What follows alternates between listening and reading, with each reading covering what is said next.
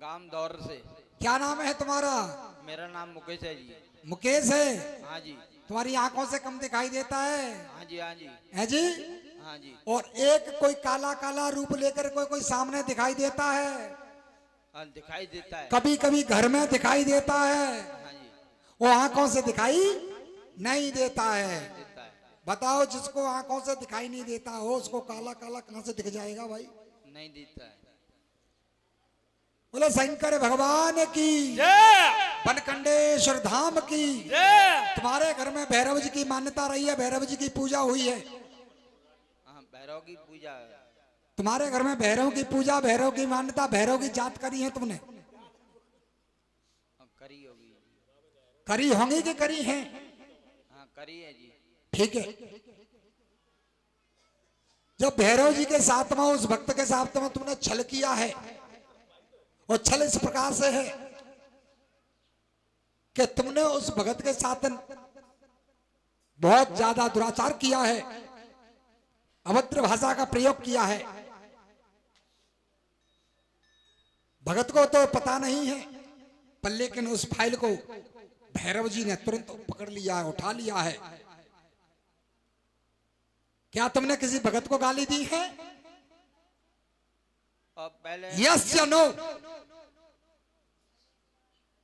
पहले मैंने गाली दी होगी तो अब अड़ोसी यस या नो? गाली दी है? हाँ जी, दी होगी। बोल बनकंडेश्वर धाम की। इसीलिए ये परिणाम है तुम्हारा।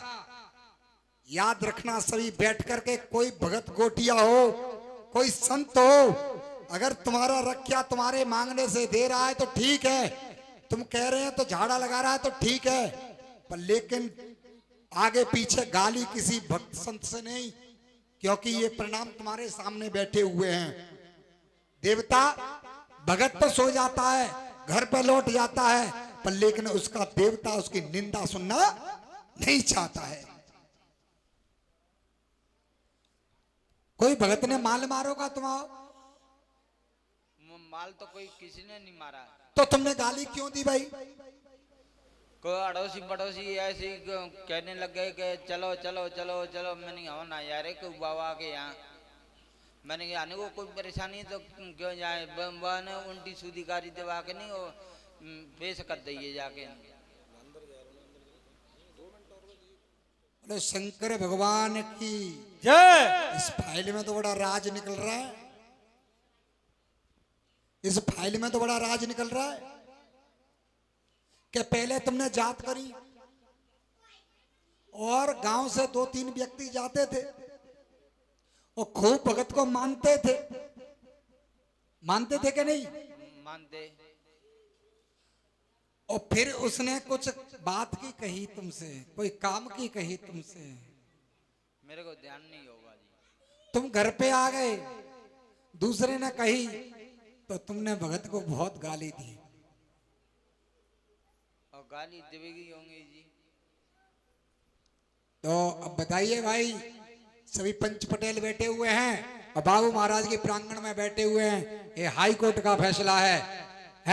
वैसे भैरव को कोई रोक नहीं सकता, और हनुमान को कोई रोक नहीं सकता, और देवताओं को कोई रोक नहीं सकता है। लेकिन बनकंडेश्वर धाम पर यहाँ भैरव जी भी विराजमान हैं, और भैरव जी भी देख रहे हैं, और भैरव जी से विनती ही की जा सकती है। लड़ाई में तो कोई जीत ही नहीं पाएगा है? कोई जीत जाएगा क्या? क्योंकि वो तो रुद्र रूप है महादेव का है? आप निवेदन कर लीजिए, 25 तारीख की रात में,